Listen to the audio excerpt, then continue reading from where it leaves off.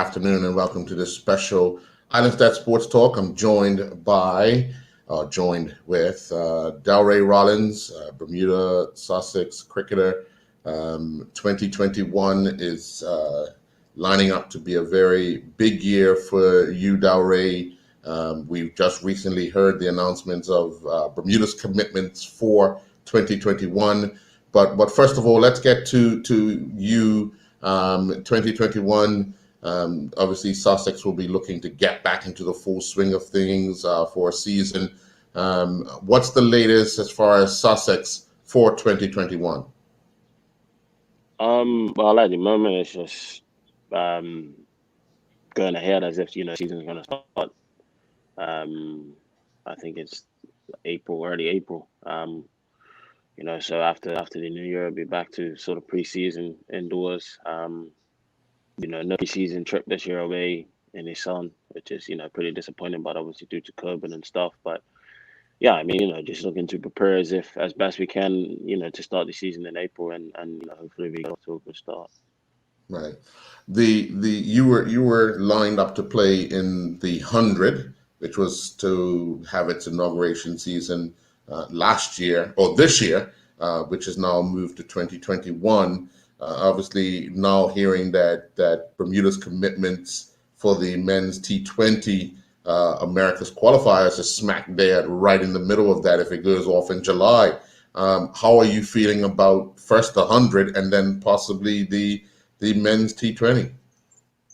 Yeah, I mean, they actually just announced, officially today that they've retained 13 others at the Southern Braves. So, it's exciting, for myself again to be involved and hopefully in the start of that. And then, yeah, I mean, with all this COVID and stuff going around, I think it's sort of hard to sort of plan and know what's going to happen, in those coming months. But I think it's just a case of waiting and seeing what happens. Especially with all sorts of bubbles and having to do quarantines, in different countries and stuff. So, yeah, I mean, it's something to monitor, but I think you just have to wait and see what happens, when the time comes. How are you? I mean, your season was cut short last season, or this season just passed. You guys, up and down. But how are you feeling emotionally, getting ready, mentally preparing yourself for 2021? Because when you're not active, it does affect it, doesn't it? Yeah, I mean, it was hard to start last season. The season just going, midway through the summer. It didn't really, obviously we had preseason, but that got cut short, and then having 3 or 4 months off wasn't ideal. So it's quite tough to get right back into it. But yeah, I mean, like I said, hopefully this year we have a proper lead up and preseason, building right into the season with, no more lockdowns and no more breaks in between. And then, we can go ahead with the season as normal and have a proper season. You've seen how the English Premier Division has been able to continue on, much to the hope that the English Cricket Board will be able to get their season underway as well. What is it like playing in a big arena or stadium in Sussex with no fans, because the ball's hitting the chairs if it goes for 6 and it's not being thrown back by a spectator? Somebody's got to go and fetch it. It's almost like back in Bermuda at times, isn't it?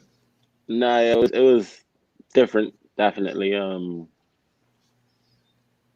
wouldn't say it's something I didn't like, or it wasn't enjoyable, because at the end of the day you're still playing, and you have something to do on the field. It's about you're batting or you're bowling or you're fielding. But it's definitely different, not having a crowd atmosphere, especially T20 cricket. That's probably the main format where the crowds are missed. But hopefully, like we see in football this year, that they've got crowds back. So hopefully in 2021 when we start playing, there's a few more people being allowed at games and stuff, and we can get that atmosphere back. Yeah.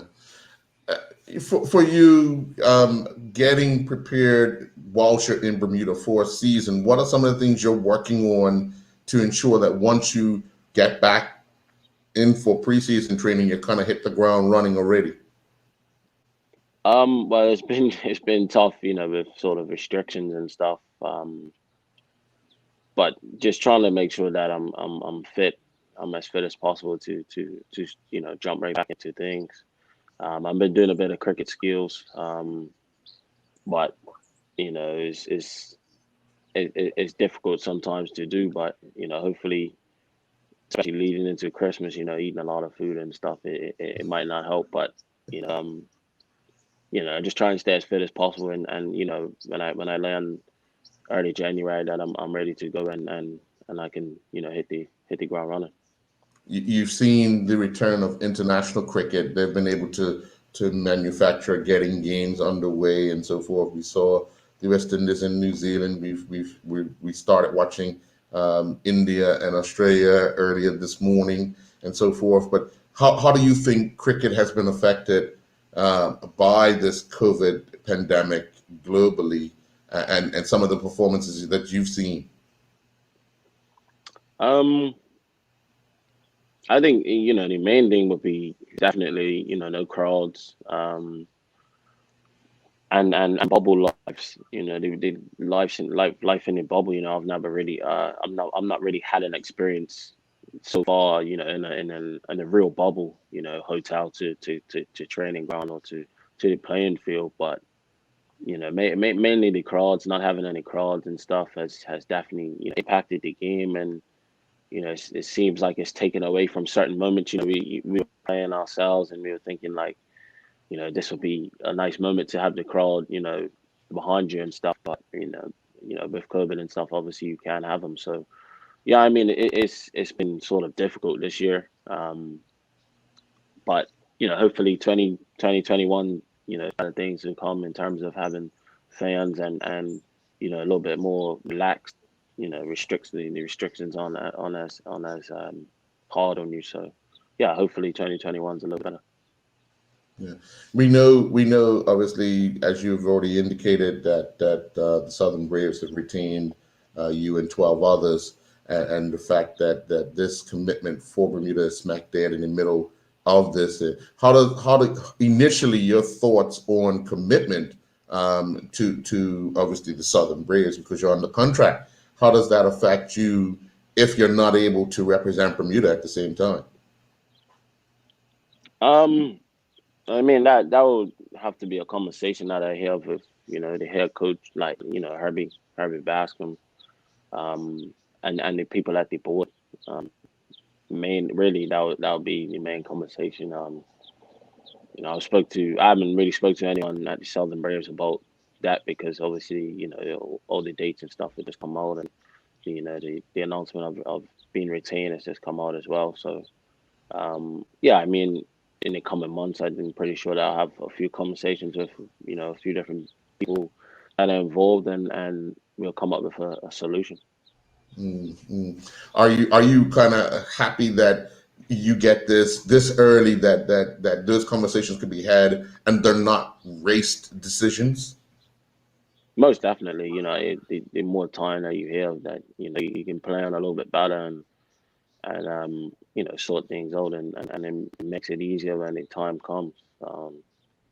But yeah, I think it's just important to make sure that things right for me, as well as the teams that I could be playing for.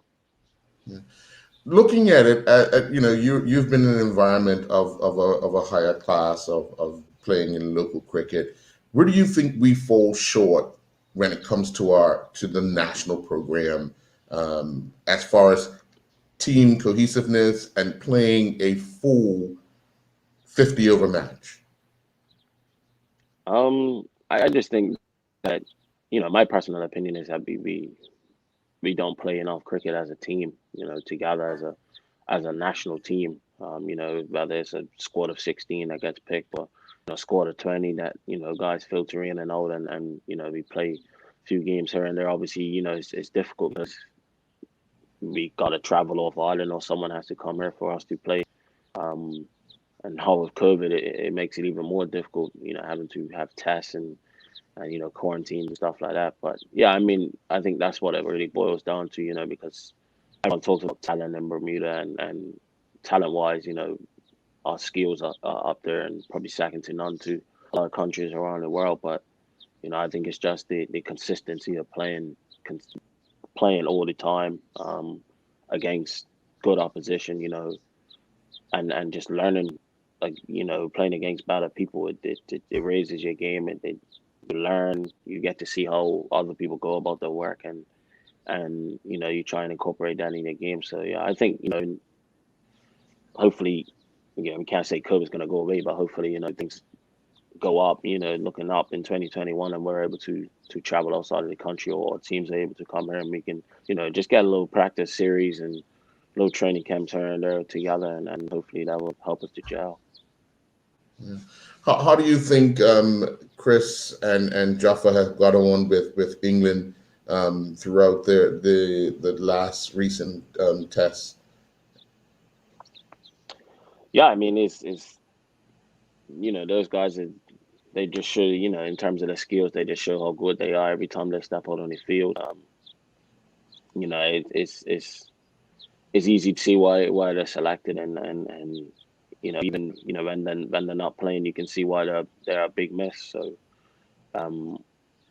yeah, I mean, I spoke to those two, a little bit, in the winter, and they're just taking along, again, bubble life. They've been involved in plenty of bubbles, IPL and England stuff. But they seem to be coping pretty well with it. But yeah, I mean, like everyone else, I just think they're looking forward to 2020, and hopefully, things being a little bit more relaxed, hopefully, and just still cracking on with their cricket.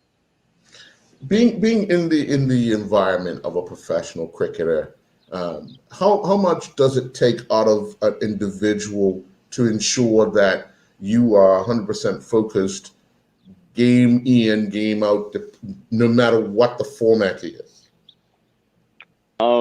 Speaking for myself personally, I think the main thing for me is just switching off, and make sure that you switch on at the right times. I'm a pretty relaxed guy when it comes to, before games. I don't tend to get too nervous. Nerves always good, but I don't tend to really get too nervous where I forget to do certain things, or I'm not prepared. But yeah, I think once that game's over, nothing you can do about it. Whether you win, lose, or draw, put it behind you, switch off, relax, recover, and just make sure that you're in the right frame of mind for that next game and that next training session. Yeah. Now, at the end of the season, Gillespie vacated his position as coach. What did he mean for your career? Yeah, I think he was important to me, to my career. Gave me a chance, especially in T20,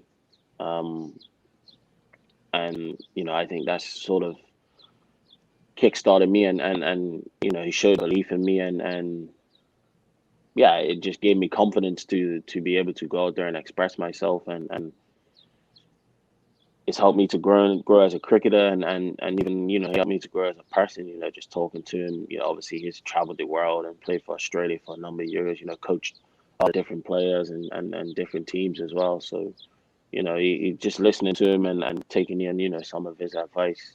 A lot of things that he said to me will stick with me for forever, and I'll try to pass it on to other people, rather that time comes for me as well. So yeah, I mean, all coaches are important to you. All coaches have a message that you can take from them, and he had quite a few, and hopefully we cross paths again soon. Yeah. Now, looking at the setup for the coming year, how do you think that this will work out for the team? Because don't they have dual role coaches, don't they? Yeah, we have two coaches who will work together, obviously across the three formats, who have been at the club for 2 or 3 years now. Both of them solidly. So, and quite well known around the county. Both play for the county, and well respected and well liked. So everyone's excited for them and for their opportunity, and I'm looking forward to what 2021 brings with those guys being around, and also the other skill-based coaches around them who are very good, you know, in their roles as well. Yeah. When the fact that there's so many different formats in England, are you one to put your hand up because you love to play the game? You just want to be involved at any time. So if there's a 4-day and nothing else is in there, you'll say, well, I'll take on the 4-day challenge. Yeah, I mean, most definitely, you know, I want to play every game possible, and you know, sometimes, I mean, obviously the formats don't cross paths because you know it's just you need your rest time and stuff. But yeah, I mean, I would never shy away from a challenge, and you know, any cricket that we play is always a learning curve, and always looking to improve. So yeah, I mean, every game I'm up for, and you know, I want to be in the 11. Yeah. Well, obviously, 2021 is going to be another challenging year for you personally, with so much going on, and of course with your career and all that. I want to wish you all the best. Thank you for the opportunity to have this chat, and of course those early talks with Southern Bridge, with the Bermuda Cricket Board, especially for July, because it's such a significant event for you personally, being that you're under contract, and the fact that Bermuda's playing international cricket as well. So I want to wish you all the best, and Thank you. you know, we'll reach out again sometime soon to get an update prior to you, or just when you get back and you get back into the swing of things in preseason cricket. Thank All you. right. Thank you for having me. Thank you. All right. Well, season's greetings to you and your family. Remember, Same to don't you. eat too much, like you said. Thank you. All right. Have a great day. You too.